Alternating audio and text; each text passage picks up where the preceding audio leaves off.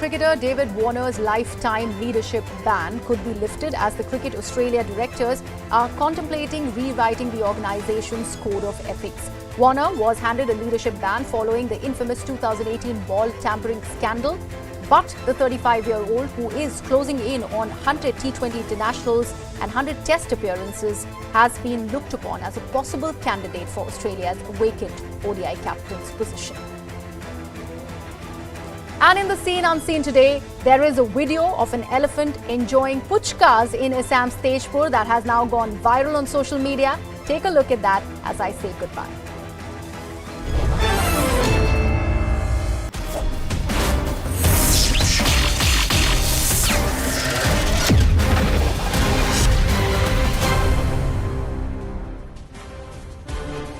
Namaste. Thank you for joining us here on this edition of The Right Stand. I am Anand Narsimhan.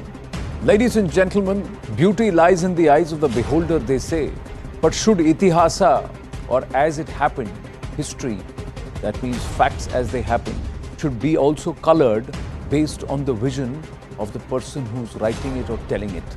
Or should it be said as it is so that we learn from it, we imbibe it, and then we move forward, deciding whether to make the same, repeat the same as something which is good, or ensure it's not repeated because it is a mistake.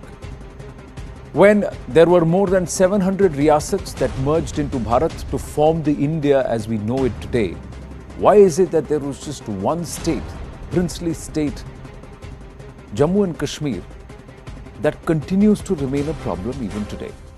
It was all about the instrument of accession. Who was instrumental in delaying the accession? Was it Pandit Jawaharlal Nehru? Was it Sardar Vallabhbhai Patel? Has Sardar Vallabhbhai Patel ever been talked about with respect to Jammu and Kashmir?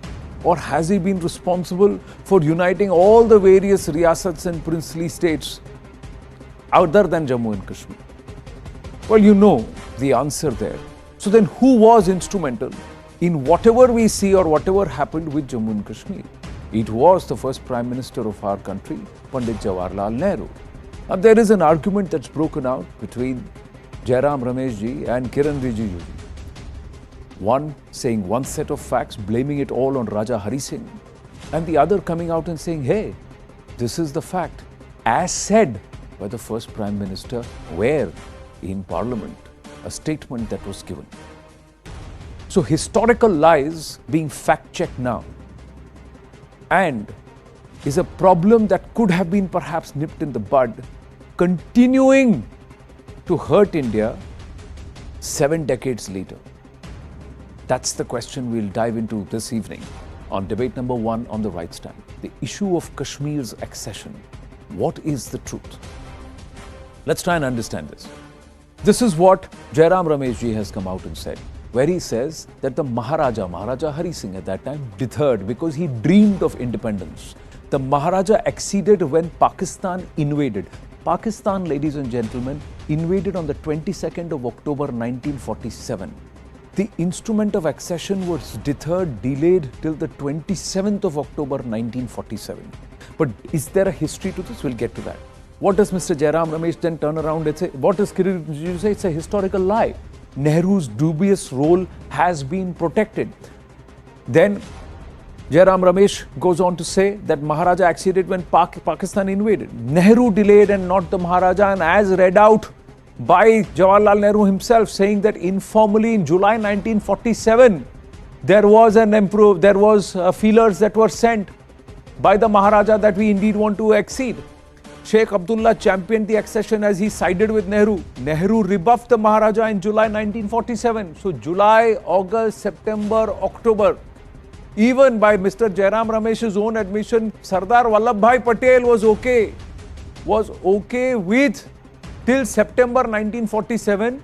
Till September 1940 was okay with Kashmir going to Pakistan, but thereafter he says there were dynamics between Sardar Patel and Jinnah that if a Hindu state, largely Hindu state governed by a Muslim, went over to Pakistan, then why not a largely Muslim state governed by a Hindu come over to India? So it was about pawns and who's able to get more. But Sardar Vallabhbhai Patel was not involved in Jammu and Kashmir. Who was involved?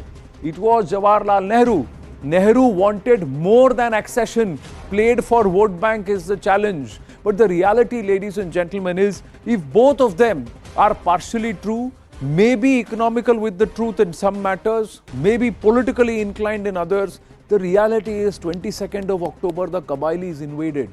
Why did the entire decision accession be delayed by 4 vital days, 5 vital days that cost Bharat thousands of lives, that saw numerous Hindu and Sikh women being raped in Baramulla and Muzaffarabad, Mirpur and all those areas? How can we forget all that?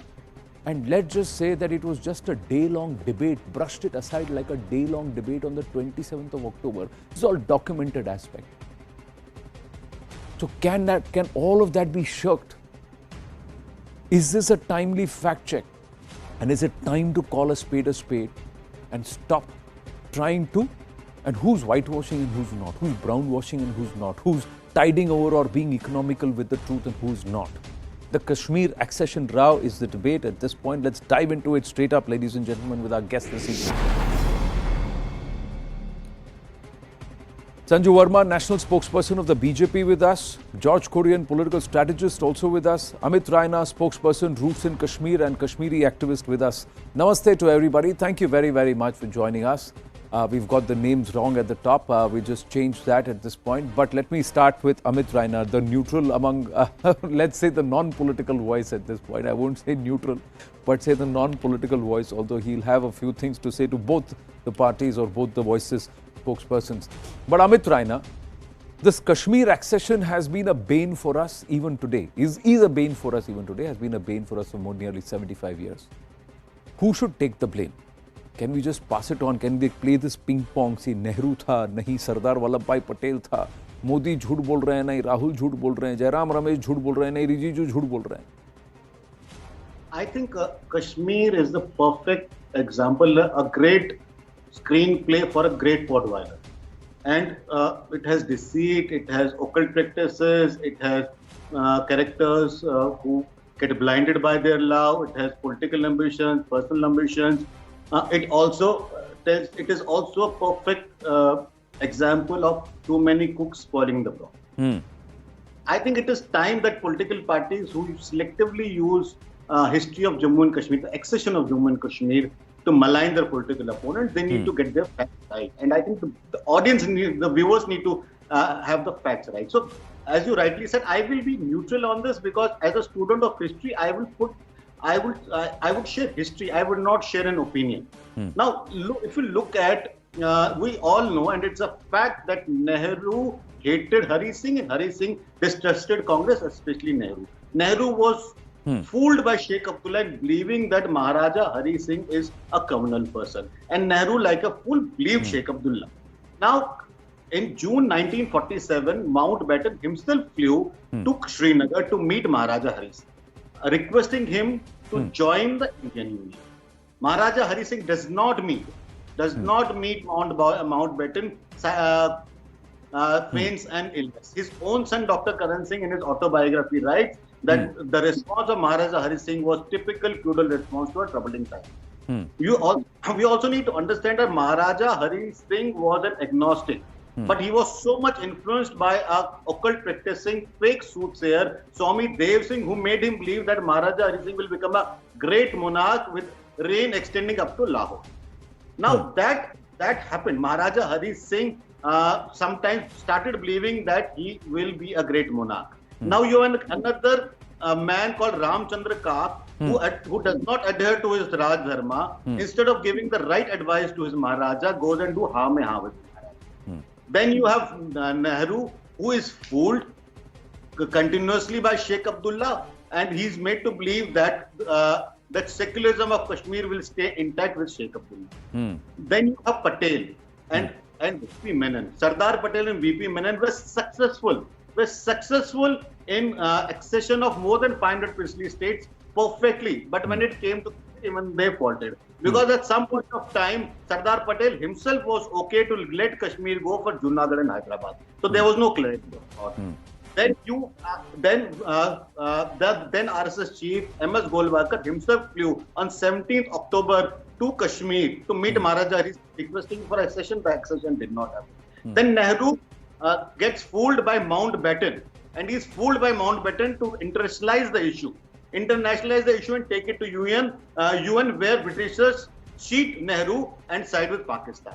Sheikh Abdullah supports the decision of accession to India not because he was secular, but because Jinnah knew the character Sheikh Abdullah was, and Sheikh Abdullah knew that if Jammu and Kashmir goes to Pakistan, he will become a political non-entity.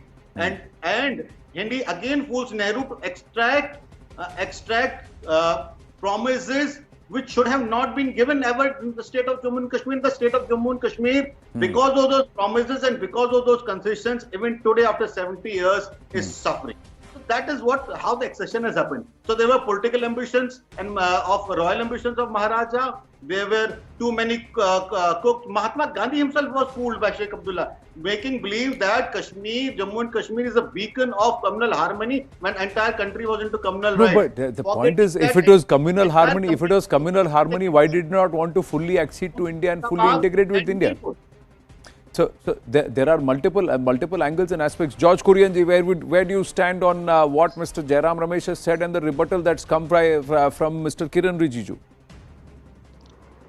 Well, Anand, I believe I stand with what Jairam Ramesh had to say on this entire issue of Kashmir and the accession initiative about Jammu and Kashmir, coming into India.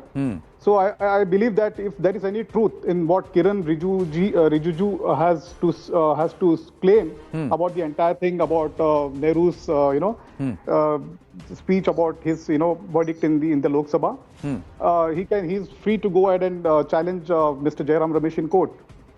No, he's not only challenged. This is nothing but gaining ground, as we all are aware.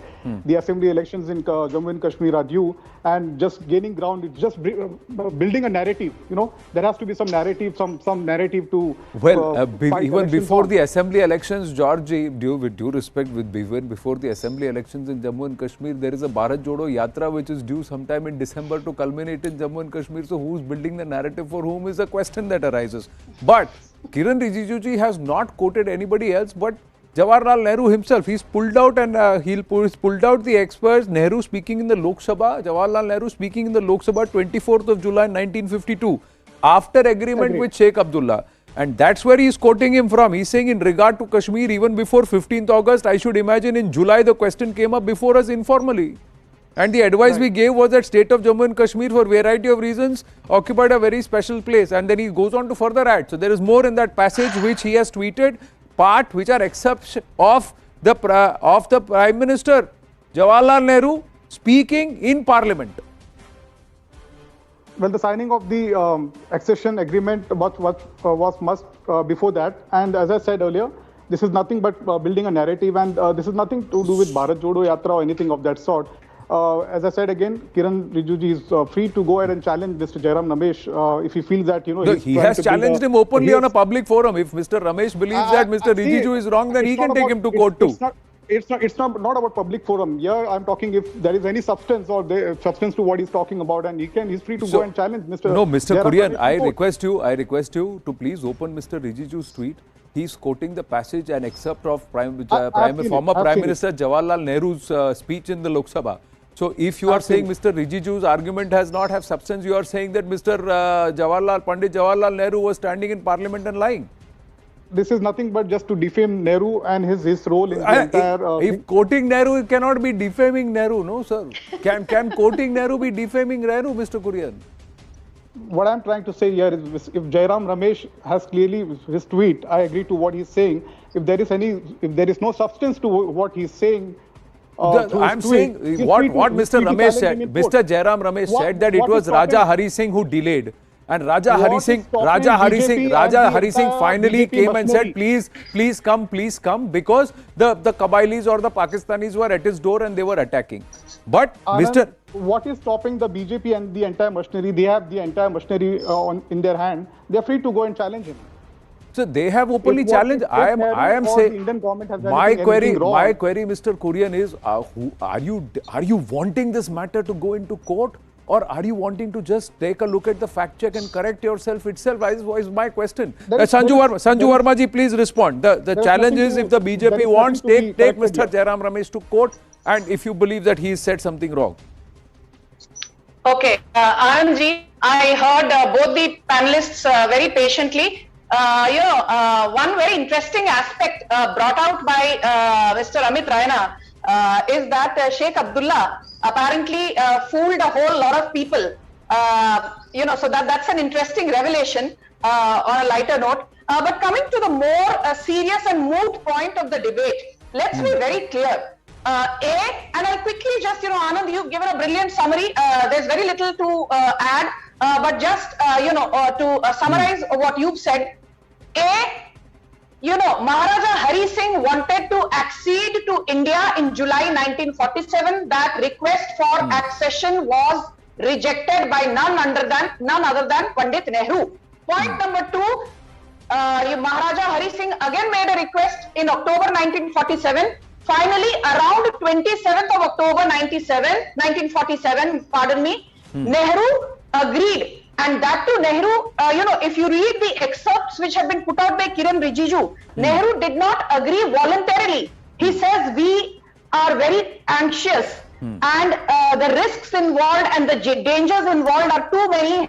We could not go to the appeal of accession to India. The most important thing which I found reading both Jairam Ramesh's and Kiran Rijiju's thread, one thing to verify Pandit Nehru, but it's simply another thing, another level of hypocrisy to try and deny Sardar Patel's due. I take strong umbrage and strong offense to Jairam Ramesh's statement where he actually insinuates that Sardar Patel could not have cared less even if Kashmir had acceded to Pakistan. Anand, let's not forget that as per the Mountbatten Plan of 1947, every princely state was given three options. You could either accede to India, you could either accede to Pakistan, or you could declare independence. And had it not been for Sardar Patel, I think these 565 princely states and about 1400 odd Jagirs and Zamindari estates would have never acceded to India. And I want to ask Jairam Ramesh a question through your channel. Has Jairam Ramesh never heard of Operation Polo, also called Operation Caterpillar, when the erstwhile Nawab Mir Ali Osman Khan of Hyderabad refused to accede to India? Sardar Patel, after trying diplomatic offensives, actually had to engage in a military offensive called Operation Polo to finally ensure that Hyderabad came to India. And Anand, I heard everybody, give me 20 seconds more.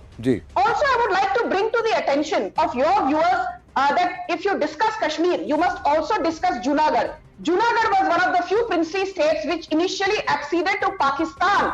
But thanks to Sardar Patel, in March 1948, it finally came to India. Junagadh is what is modern day Kathiawar. And if you look at the history that has been written by Bipin Chandra, R.K.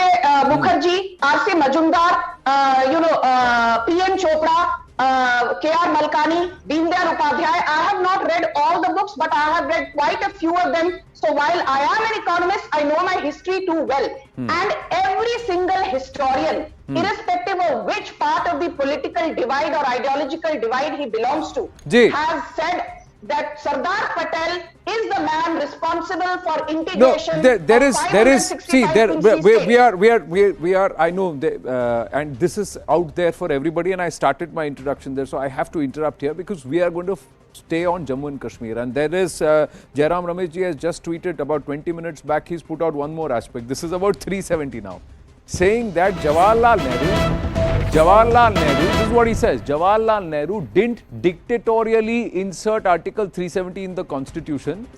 It was discussed unlike Notbandi. Patel, Ambedkar, Shama Prasad Mukherjee didn't object. Iyengar, who had worked in Jammu and Kashmir, drafted it. Nobody resigned over it.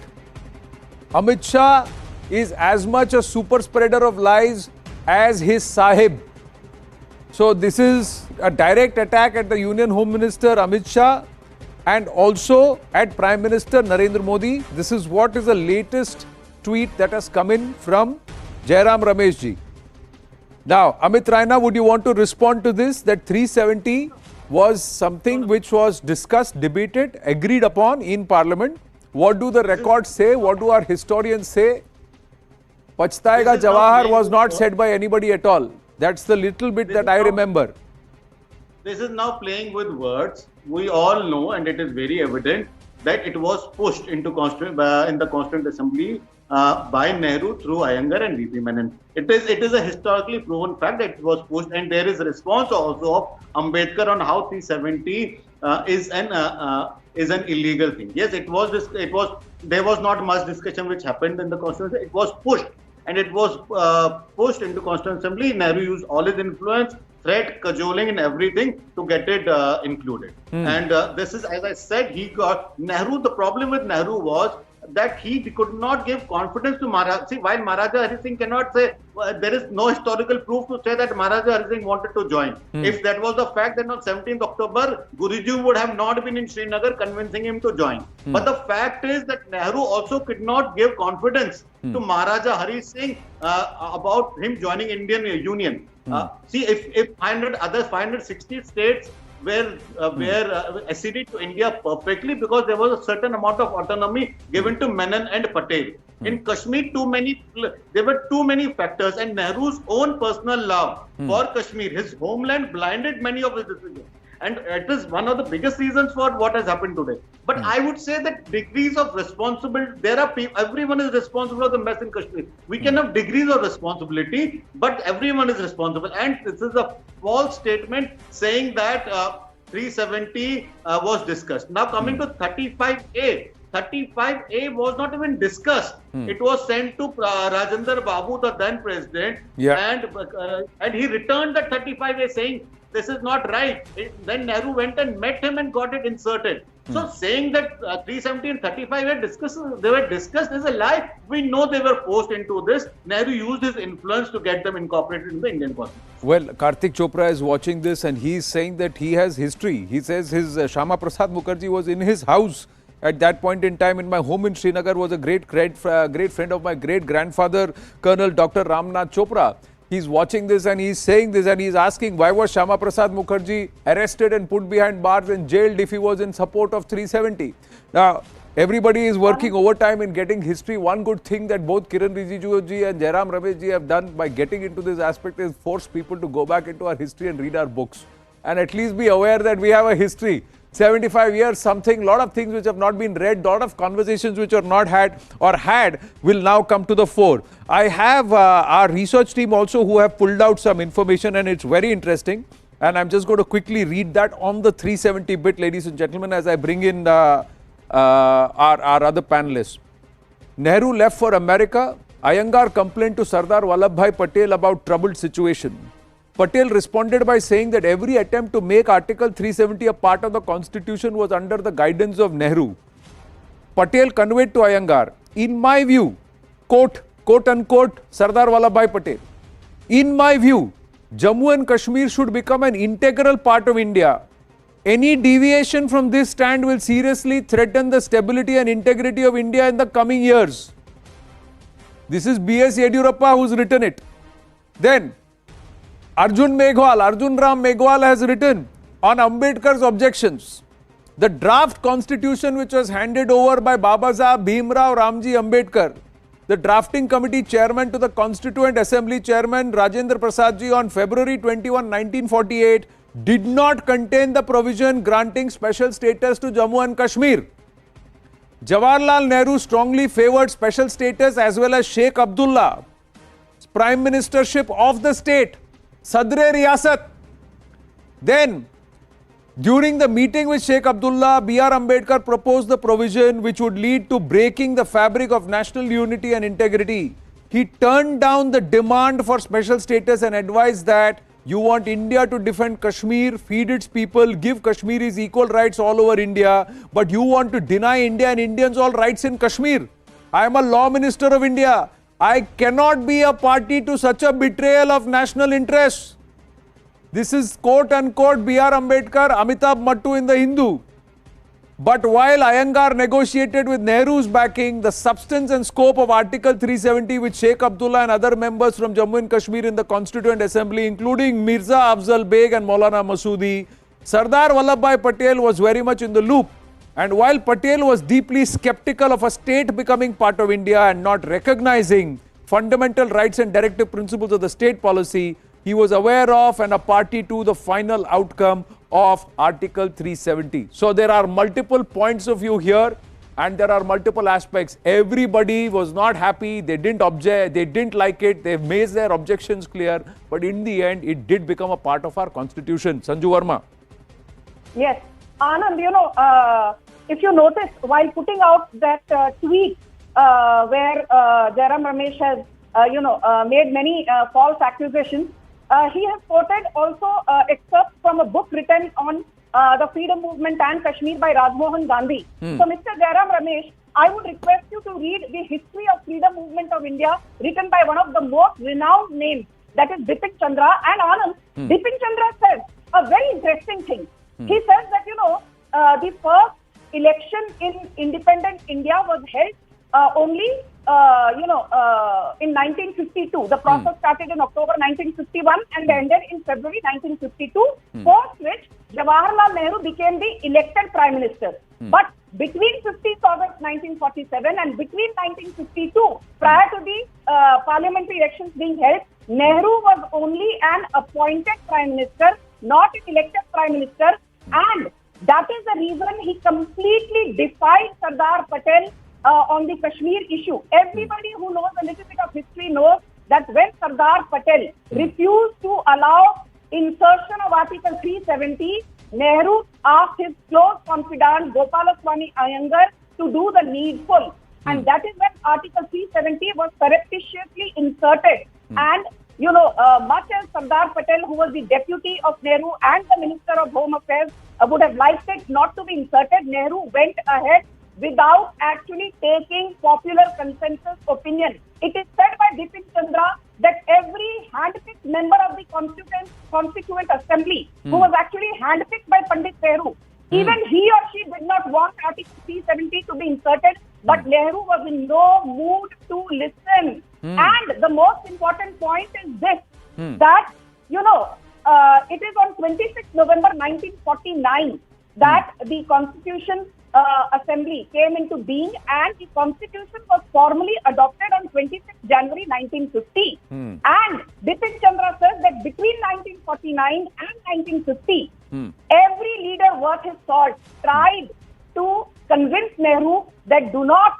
add Article 370, and then it was Sardar Patel who included the three words temporary, transient and transitional. People say if Sardar Patel had not included the three words temporary, transient and transitional with respect to Article 370, the Modi government would not have been able to, Well, there is more. Even before the Modi government in 1964, the parliament had unanimously agreed. There was an agreement within the parliament to do away with 370, but then it did not happen. I've got some more information before I go across to George Kurian again. This is Major General Sheru Thapliyal. Now, he says, having finalized the text of Article 370 with Sheikh Abdullah, Nehru brought in Gopalaswamy Iyengar, an IAS, as a minister without portfolio to help him deal with the Kashmir portfolio and plead the case of Article 370 in the Constituent Assembly. Gopalaswamy Iyengar had been Prime Minister of Kashmir for 6 years with Maharaja Hari Singh. When Sardar Patel expressed his misgivings, this is what Jawaharlal Nehru had to say on the 27th of December 1947, and I quote, Gopalaswamy Iyengar has been especially asked to help in Kashmir matters. Both for this reason and because of his intimate knowledge and experience of Kashmir, he had to be given full latitude. I really do not know where the States Ministry, that is Sardar Patel's ministry, it was called Home Ministry, it was called the States Ministry at that time, comes into the picture, except that it should be kept informed for all the steps taken. All this was done at my instance. This is quoting Jawaharlal Nehru. And I do not propose to abdicate my functions in regard to matters for which I consider myself responsible. May I say that the manner of approach to Gopalaswamy was hardly in keeping with the courtesy due to a colleague. Sardar Patel thereupon resigned and the matter fell into Gandhiji's lap to bring the two colleagues together. During this period, V. Shankar IAS was the personal secretary to Patel and had maintained a record of all events. It is clear from these records that Nehru finalized the draft of Article 370 along with Sheikh Abdullah without informing Sardar Vallabhbhai Patel. Thereafter, it fell to Gopalaswamy Iyengar to get the draft passed in Constituent Assembly discussions. The proposal was torn to pieces by the Constituent Assembly and also the Congress Party executive. Nehru, who was abroad at the time, swallowed his pride, rang up Sardar Patel and requested him to get the Article 370 approved. It speaks volumes of Sardar Patel's loyalty to a colleague that despite his own and others' misgivings, he managed to convince the members of Constituent Assembly and Congress Party executive. But to V. Shankar, he said, Jawaharlal roega, quote unquote. V. Shankar in his record has described the meeting of the Congress Executive Committee. The meeting was one of the stormiest I have witnessed, barring the party meeting which discussed the proposition relating to Rajaji becoming the first president of Indian Republic. The opinion in opposition to Gopalaswamy's formula was forcefully and even militarily expressed, and the issue even brought in the sovereignty of the Constituent Assembly to draw up the constitution without being tied down to the apron strings of the Kashmir State Constituent Assembly. In such a situation, even Maulana Azad was shouted down. George Kurianji, history states itself. So who is being economical and who is not? 180 characters should not limit it should not limit the truth, sir. Anand, as I don't have a reference document in front of me that I can read out, as you have it. Having said that, you know, as Jairam Ramesh has just tweeted, as you mentioned, which I haven't gone through the tweet about Article 370. It was imposed, it was discussed, and not like, unlike Notbandi, it was imposed on Kashmir. So I believe that, you know, if there is any accusation, see, Jairam Ramesh happens to be the official in charge of the communications department of the Indian National Congress. So any statement that comes from his Twitter handle or from his end has to be has a documented evidence. They have the evidence. They have a research team which carries out things. So nothing will go unchecked. And as far as the this standstill agreement is concerned, Pakistan agreed to the standstill agreement, unlike India wanted further talks on it, and then Pakistan betrayed the trust of the Maharaja there, tried to invade. George Kurianji. That is when see, one has to understand that Kashmir, the demographics of Kashmir is different about the entire thing geographically. So it's a kind of a very tricky kind of a state. My simple point is, sir, I'm not even getting into demographics and topography and geography. What happened in Hyderabad could have happened in Jammu and Kashmir. What I am talking, sir, is what is documented. Just now you said that when it comes from the communications head of a particular party, you believe that it will be fact-checked, it will be backed with documentation, and it will stand the testimony of scrutiny. Correct? It will stand the test of scrutiny. That's your belief. Yes. Do you believe that communication has actually upheld your trust, especially with the mountain of evidence that is piled up against it, or what I have quoted in the limited time that our team has had in the last 10 minutes to dig up this information, which is there openly on public domain? And I am not quoting, I am not picking up castles out of thin air, neither am I manufacturing things in 180 characters. I have read out a full passage from a PhD who's written a full book on this, and that is Major General Sheru Thapliyal, who's beyond, whose credibility, whose integrity and his authenticity of his documentation is beyond any question. He has said what quote unquote Sardar Vallabhbhai Patel said and did. He has also chronicled, based on people who are working closely with Pandit Jawaharlal Nehru and Sardar Vallabhbhai Patel, what actually transpired at that point in time. Who was abroad, who ranked Sardar Vallabhbhai Patel, who said Jawaharlal roega, and who said that this is against the very, very grain of our own constitution and our own integrity of Bharat. So this is what happened. And then for that to be glossed over to say nobody objected, nobody had anything to say, and it was all passed without objection. Is that not being economical with truth? Amit Raina.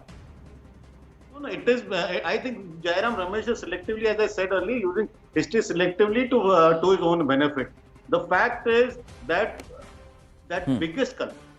I said there are many people who are responsible, but on the degree of culpability, I think the biggest culprit itself was Nehru, and he was blinded by his love for Kashmir. He was blinded for his faith in Sheikh Abdullah, which led to the disasters the country is facing today. We have seen ethnic cleansings of people in that state. That's the only state where you have seen ethnic cleansing, whether it was in Mirpur, whether in Muzaffarabad, and later in Kashmir Valley itself. Right.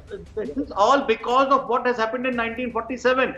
As I said, Sardar Patel perfectly made 560 kingdoms accede to India. The moment Nehru got involved in one state, look at the mess the J&K is in. Right. Patel should have objected strongly. But I think the influence and the stature of Nehru made things difficult for him also. Right. So today, Congress should not quote selectively the history of Jammu and Kashmir. Sir, nobody is saying whatever the pressures and whatever the situations at that time, we have to accept it and go past it. Let's not gloss over it or be economical with what happened, because then fact will be called out. It's been chronicled extensively. So who's trying to set the narrative is another question. Final word, Sanju Verma, I have to wind up. We got news coming through, development in Jammu and Kashmir before we take a break. Yes, Sanju Verma. The final argument is this, that for the Congress, if you want to glorify Pandit Nehru, so be it. But don't try to demonize and undermine Sardar Patel's contribution. And as Prime Minister Narendra Modi recently alluded in one of his speeches, I'm not going to back down. I will call a spade a spade. Nehru created the mess in Jammu and Kashmir with Article 370, and by then having Article 35A passed by just a presidential order in 1954 as an annexure, not even as a proper amendment to the Constitution. Thank God for Narendra Modi, thank God for Amit Shah, that on the 5th and 6th of August 2019, we finally mainstreamed Kashmir by doing away with the special provisions in Kashmir, and thanks to that, more than 3 lakh Kashmiris today have domicile certificates. Sanjuji, with due respect, yes, we would want to thank the Prime Minister and the Home Minister, but we would also want to thank the remaining, 368 votes in Parliament, or 369 votes in Parliament that also stamped on the abrogation of Article 370. So it's also the collective will of Parliament and also the collective will of the people of Jammu and Kashmir who have backed it over the last 3 years. And we've seen the change that's happened. I thank you all. Just a few big questions that I'd like to leave you with, ladies and gentlemen. Does the threat by the Union Law Minister actually now settle the issue? Do the facts point in the direction which is contrary to what has been claimed? Nehru's dithering in 1947, is it still hurting Bharat? Were Jammu and Kashmir and Accession any netas to give away? Did Nehru's indecision lead to the massacre of Hindus and Sikhs in Jammu and Kashmir? Should Nehru have left Jammu and Kashmir accession also to Sardar Patel rather than say that the State's Ministry had nothing to do with it and also laterally bring in Gopal Swami Iyengar? These questions remain. History points to a different narrative altogether or a turn of events. We have to accept it and move forward. And moving forward here on the right stand, big news coming in, zero tolerance towards corruption in Jammu and Kashmir. Big update that there are the Jammu and Kashmir administration under the Lieutenant Governor Manoj Sinha today has sacked 36 police personnel who were involved in various cases of corruption. So the Safai Abhiyan as far as the Jammu and Kashmir administration continues. The note says in its resolve to make administration efficient and transparent, the government is taking firm action against the employees found guilty of misconduct and inefficiency and acting tough against such employees. The government today, after scrutinizing the records of the government servants in terms of Article 226(2) of the Jammu and Kashmir Civil Service Regulations 1956, regulating cases of employees and inefficient working and service misconduct, along with departmental internal reviews, has ordered the premature retirement of 36 police personnel. So that cleanup abhiyan continues step by step, ladies and gentlemen. We're going to take the next step here on our edition of The Right Stand. It is a very, very short break. Debate number 2 on what happened in court, the split verdict on the hijab issue. Stay with us.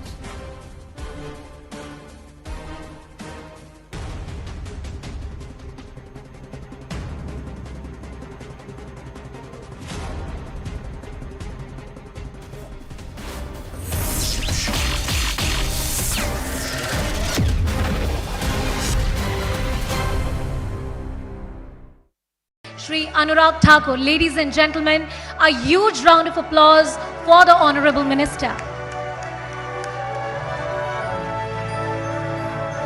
I now invite the Honorable Minister on stage along with our Managing Editor, Zaka Jacob.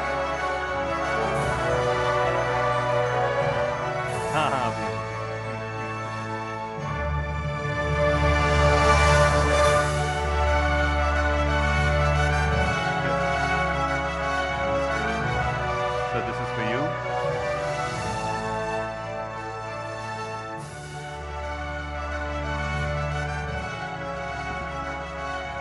Namaskar. A very good evening to all of you. So the category is sports, as mentioned earlier, and Indian of the Year 2022 award goes to. Any guess? Any guesses from the audience? Anyone? Can we hear the name louder, please? Sir. So Indian of the Year 2022 for sports goes to none other than Neeraj Chopra. Ladies and gentlemen, put your hands together for the one and only Neeraj Chopra. I also welcome on stage our Senior Associate Editor, Quranic.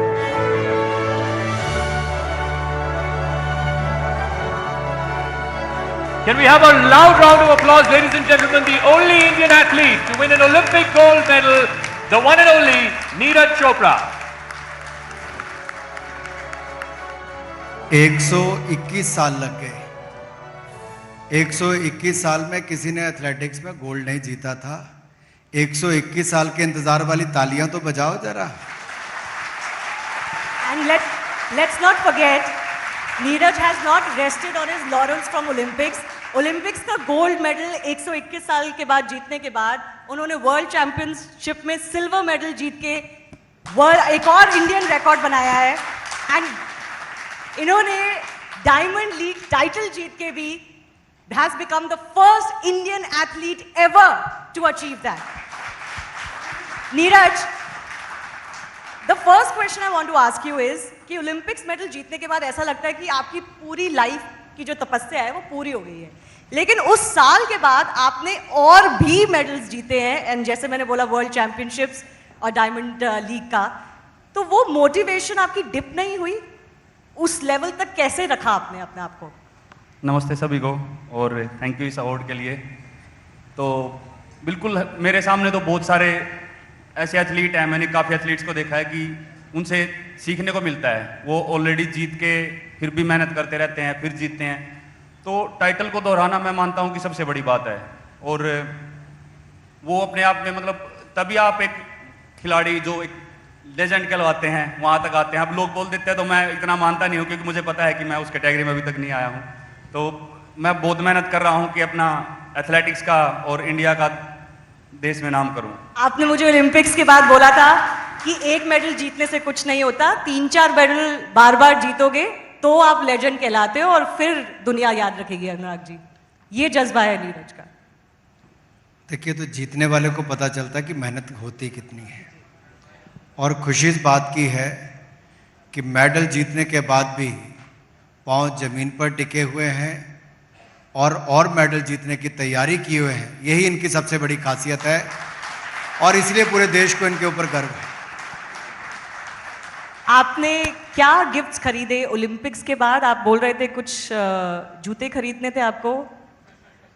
वो तो खरीदते तो काफ़ी कुछ है, लेकिन डालने का टाइम नहीं मिलता क्योंकि पूरा ट्रेनिंग में ही रहते हैं। तो नहीं, वर्ल्ड चैंपियनशिप के बाद क्या लिया? हाँ बिल्कुल, जूते भी कपड़े सब कुछ खरीदते हैं, लेकिन 3-4 बार अब आज आया हूँ तो कुछ आज डाल लिया। अब ये पैंट है, ये भी पिछली बार खरीदी थी, यही चल रही है। So that is why Neeraj is unique, because I have not seen an athlete जिसने ओलंपिक गोल्ड मेडल एथलेटिक्स में जीता हो, फिर भी वो बिल्कुल सन ऑफ द सॉइल वाली जो बात है जो आप कह रहे हैं ना अनुराग जी। 3-4 सफेद कुर्ते पजामे सिलवा लो, सब बार एक जैसे ही लगोगे। ये कुर्ते पजामे भी है सर, लेकिन वो अभी वेट बढ़ जाता है, फिर वो टाइट हो जाते हैं, तो ट्रेनिंग चलती है फिर से। नहीं, एथलीट की लाइफ यही है कि हाँ शॉपिंग वगैरह करना अच्छा लगता है, लेकिन टाइम नहीं मिलता वो डालने, पूरा अपना ट्रेनिंग में रहते हैं। अनुराग जी, एक चीज जो नीरज करना चाहते हैं वो है 90 मीटर का मार्क अचीव। आप मेरे ख्याल से 0.04 से रह गए थे इस साल। 06, हाँ जी। 06। तो उसके लिए आप इनको क्या कहना चाहेंगे, क्योंकि वो 90 मीटर का mark for an Indian javelin throw and for an Indian athlete to achieve would be humongous. And those who understand sports, Olympics, javelin throw will know that. मेरे कहने से कुछ नहीं होता है।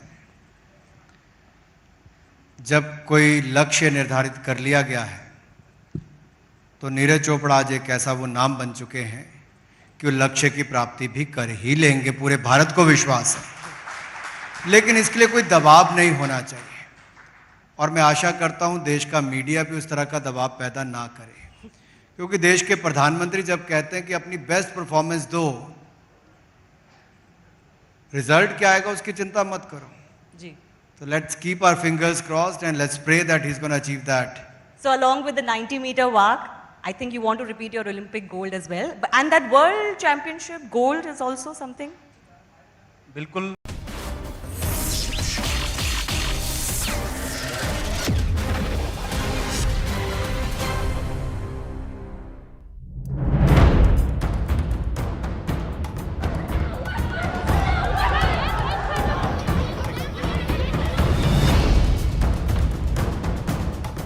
Whatever the rules and regulations which has been followed now will be valid till the judgment of the higher bench comes.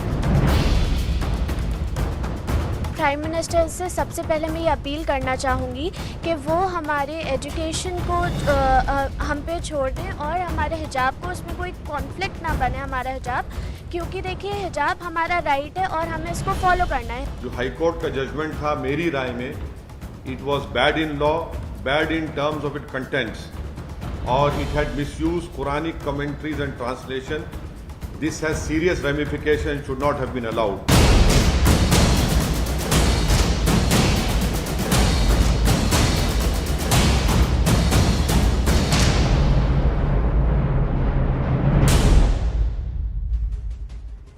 Welcome back, and we have very two astute legal minds joining us on this debate. So we'll go straight across to that. Just setting up the pretext on the hijab debate, what happened with the Karnataka High Court order and the split verdict coming in from the two-judge bench of the Honorable Supreme Court between Justice Dhulia and Justice Gupta. Two separate points of view, and that's why the matter will now be going to the Chief Justice, who will then opine on this, and we'll see where this goes further. That's the question. And of course, this is also about the rights versus rules. So let's try and understand what happened. The Karnataka High Court order said that the Holy Quran does not mandate wearing of the hijab as an intrinsic part of the religious practice. But the split verdict in court, where one judge upholds the what the notings of the observations of the Karnataka ban and this appeal is dismissed. On the other, the judge is in favor of removing this entire ban. Or perhaps the order of the Karnataka High Court. Wearing it may have to do with culture. It's not religion. It's a cultural practice, not an essential religious practice. One judge says wearing hijab a matter of belief/expression. On the other hand, when the court said that midterm, the petitioners miserably failed to prove it was essential. In fact, the petitioners changed the narrative in the Supreme Court from saying it's an essential practice. They said it's integral. That's what they did to the practice of Islam as a culture. Now, one judge turns around and says wearing hijab should be only a matter of choice. Again, Karnataka High Court order says issue blown out of proportion. Middle of the term, the judge, so one of the judges says that the move is to deny education because of hijab. So the issue is about no girl or no child should be denied education. Unseen hands at work to engineer disharmony. And here the judge says removing hijab is attack on privacy and on dignity. So that's the observations that have come in. We have with us this evening Pinky Anandji, former ASG, and also Arimasundaram, very senior advocate. So two very, very astute legal minds with us. So let's go straight across to them to get their points of view. My namaste to both our guests. First to Arimasundaram ji. Arima ji, where would you stand here? Are you a little surprised on the split verdict? And should this be a rights versus rules debate as it has now become? Look, this issue itself is a very debatable issue. There can always be two views to it. And the fact that there were two different views from two different judges only shows you the robust sense in which the judiciary works, where the bench of two judges are willing to differ with each other when the views on a subject differs, which actually is a very positive sign that it's not as though if the judges just think exactly the same and decide exactly the same, and because one judge says something, the other judge says so. In fact, this is a very healthy practice, and I've always said very often that the dissenting voice today becomes the law of tomorrow. You never know. But having come to that, let's understand why this dissent has occurred, according to me, in this judgment. The Karnataka High Court went entirely on the basis of whether it's an essential religious practice or not. Came to the conclusion it's not an essential religious practice, and therefore the government was within its rights to ban it. The Supreme Court, one of the judges, concurred with the Karnataka view and said the issue was one of whether it's a essential religious practice or not. It not being an essential religious practice, the ban cannot be faulted. The other judge, however, said that this does not appear to be merely a religious practice. It is a cultural practice where the tests are different. Is it long in point of time? Has it been prevalent for some time? Is it bona fide? And is it part of the culture? And then brought in Articles 19(1)A, which deal with the freedom of expression, brought in Article 14, which has to do with your right against discrimination, brought in Article 21, and then said, this is something which cannot be banned unless on one of the grounds which you find for banning it under the specified articles, under 19(1)A or otherwise. And since none of those grounds are made out, it was not a ground for banning. Having said that, let's understand one simple thing which arises in this case. The simple thing is this. If a school, for example, says, look here, I believe that you cannot, this is my school uniform. You want to study in my school, you have to wear this uniform. Now that happens in a lot of schools, even in the South, where the girls are usually used to wearing their long skirts and their half saris, as they were called. There are schools, convent schools, insist on the girls wearing a skirt. Now, a girl cannot say, I refuse to wear a skirt, and therefore, but the school should change its rule and its uniform. So that is not the issue. The point here is that the state got involved in it. If it was just a school saying this is our uniform, you abide by the uniform or don't join the school. Nobody can then turn around and say, no, I insist that the uniform should be something different. But unfortunately, this is a case where the state got involved. And once the state got involved, the fundamental rights came into play. And those fundamental rights are something which need not boil down to religion, as Justice Dhulia said, but could be governed by other fundamental rights. And therein is the point of difference between the two judges. One going only on the basis of whether it's a religious tenet, the other judge going on the basis of other fundamental rights like freedom of expression and otherwise. And I think that's where the dissent. But the state has the rights, Pinky ji. The states had the rights to govern, decide what should be worn in its schools, and the school at that point. But the crux of the matter, the court should understand that in this school there were 96 Muslim girls. Only 6 of them suddenly start the agitation. Till all these years they were following the rule, and the limitation of not wearing the hijab was only restricted to the classroom, not to the entire campus. So did that escape the attention of the courts? And if the courts and if the judge were to say, this dissenting judge or the judge who had a different opinion saying that this ban should be done away with and it's a matter of choice, then aren't you opening a Pandora's box? Then anybody and everybody will say it's a cultural practice. How come they never took the same position with parda or with girl-child marriage? At that time you are going against orthodoxy, a social evil, what is something which you're supposed to talking about liberalism, opening up. And now suddenly you are becoming an advocate of orthodoxy if it's a matter of choice. Pinky ji, where do you stand? No, agreed. I think, Anand, that you kind of hit the nail on the head with this discussion and leading the way forward. The ultimate situation is, to what extent can a student govern his own rights where it is involved in an institution and in a particular forum? To what extent can you challenge an age-old practice which you yourself have confirmed? To what extent can you challenge rules that are made for perpetuation of a situation of education? To what extent can you dictate what kind of dress should or should not be decided? Ultimately, we are all bound by certain rules in each of our procedures. So even, for example, we as councils are engaged by a code of conduct of the kind of clothes that you are required to wear. There are parameters. So when there are parameters which are set out and which is set for all universally, and as you rightly pointed out in the classrooms and not in the entire campus also, and there are various practices that could be practiced on the ground of orthodoxy, then for the interest of education, for the sake of institutions, for the sake of having regularity and uniformity, I think there is some essential practices that might and would be allowed by a state. And that is what the state has done. Arya Sundaram himself has said, ultimately, if it's a private institution, it doesn't matter. It's a different matter. But if it's a state institution, then no, it's a question of freedom of conscience. I'm afraid these questions don't arise, and each of the fundamental rights that we have are subject to public order, are subject to certain constraints. They are not unrestricted fundamental rights that we have in any part. And there should be a valid ground for some exercise that is done. So, for example, if these are the grounds that we are considering, and also possibly the nature of non-essential part of the practice also, which is a question mark area, as one of the judges has taken up, then the question of what is the difficulty? You've done it for several years. You are being constrained to the extent of having regularity in school uniform and in the manner in which you can have. Why should some people be allowed to change the code of conduct on the ground of freedom of expression, if you like, which is one of the grounds that has been raised? I'm afraid it is not an absolute right. None of these rights are absolute. For the sake of any other fundamental right, education itself is a fundamental right. Yes. Institutional education is another fundamental right. So you're talking about balancing of rights. The question of raising it to the level of some kind of chaos is something I think that does require to be questioned. And it is very heartening to note the judgment which ultimately deals with the fact that an institution has a right to decide the manner in which education will be imparted. It has a right to decide how the students would undertake that procedure. It has a right to decide certain rules as to code of conduct and what may be worn, what may not be worn. And I think if we treat it at that level, by giving it the color of even religion, I'm afraid it gets to be into a totally different realm.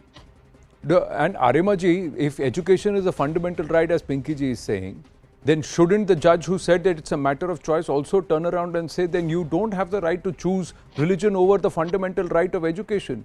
Nobody can deny you education just because you're saying you're not allowing me to practice my religion in the classroom.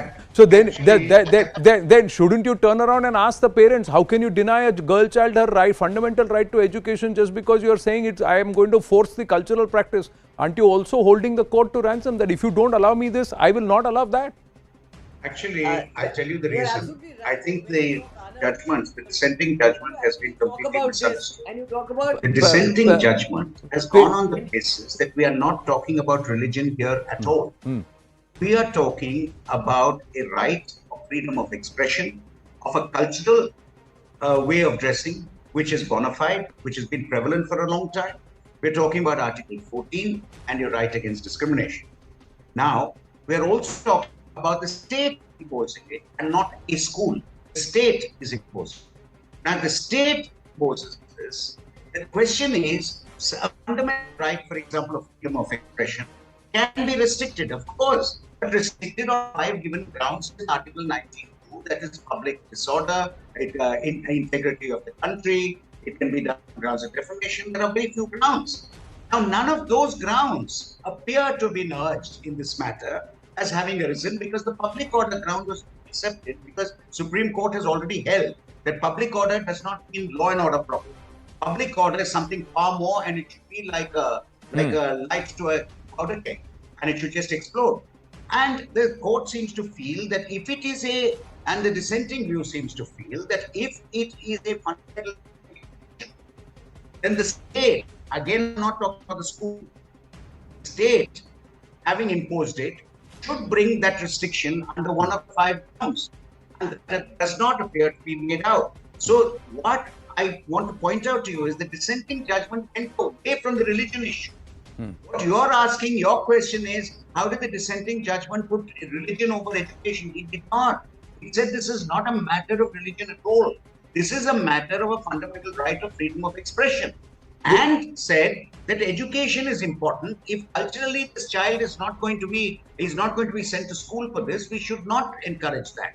That seemed to be the view of the dissenting judgment. But the point is, if then the judge has to say that no culture, because the classroom is a secular place, And the state government I agree with you, but it is not for the state to impose it. No, but the it's state-run schools, sir. The rule is only on state-run schools. It's not on all institutions. It's on state-run schools, and the state has to form the principles for that school. And in state-run schools, exactly the point. sir, and there is already a law in Can I place. just say one thing, Anand? I'll just say one thing and no more. You see, if a private school has a uniform, it is not for the student to question. Correct. They are bound to abide by it. Correct. But when a state school, a state government says, this is what you shall wear and you shall not wear something else, a person has a right to claim that their freedom of choice, their freedom of privacy as a fundamental right is being affronted. And then the state has to justify why they are being restricted or directed to do something. That justification is not needed from a private school. This whole issue arose, if it was just the school which said it, it would not have been an issue. It is the state which made it an imprimatur.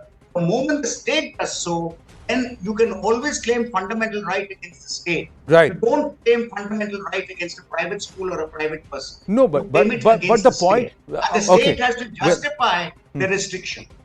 Well, the state is justifying, saying that it is going to open a Pandora's box. And my point is, sir, fundamental right to education cannot be denied on what is not even an essential religious practice. So then aren't you holding the court to ransom when you turn around and say... religious practice. No, but that is exact. That is what the dissenting judgment. No, but I'm freedom not of... saying I agree with either. Correct. I understand where you're coming from. You're saying what... I'm telling you what the dissenting judgment proceeds on. I get your point. The logic on which it proceeds. I get your... It does not proceed on religion versus faith. So why? I get your point. We will take this conversation forward with the two of you very soon. Pinky ji and Arima ji, thank you very much. I've run out of time. I have to wind up on that note. Brass tacks follows, ladies and gentlemen. Stay with us.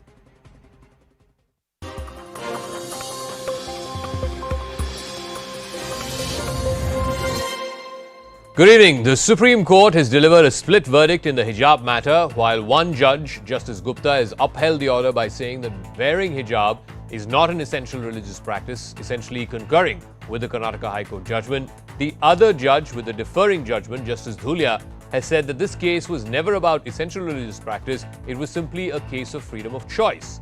He's also linked it to girls being denied an education, which also, by the way, is a fundamental right, because they will not be let out of their homes by parents if they do not wear a hijab. But at a time when Iranian women are protesting in mass numbers, they are cutting their hair at the death of Masha Amini. How can any right-thinking liberal, how can any feminist women be seen as backing what world over is seen, one, as a patriarchal construct, and B, more importantly, as a regressive construct? And ultimately, will this issue only be settled by a constitutional bench of the Supreme Court of India?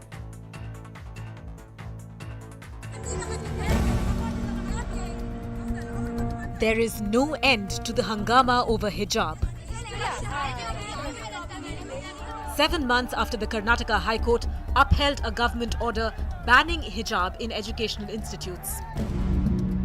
Petitions challenging the hijab ban led to a split verdict in the Supreme Court.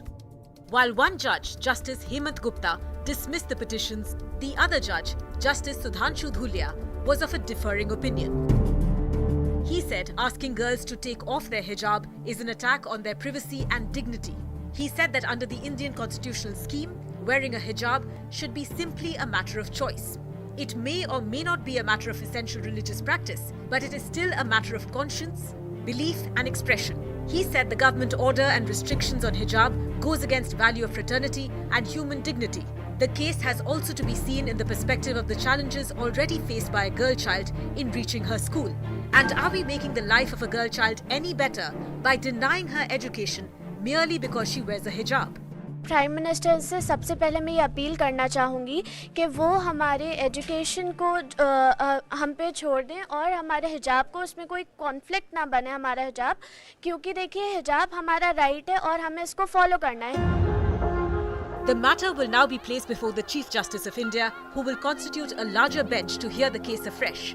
Till then, the hijab ban remains in place. I expect the judgment, definitely it will be in favor of Karnataka's rules and act. Whatever the rules and regulations which have been followed now will be valid till the judgment of the higher bench comes. But many in the opposition are hoping for a more favourable order from a larger bench. जो high court का judgement था मेरी राय में it was bad in law, bad in terms of its contents, or it had misused Quranic commentaries and translation. This has serious ramifications and should not have been allowed. But at a time when women worldwide are demanding not to wear the hijab, can individual choice override institutional autonomy?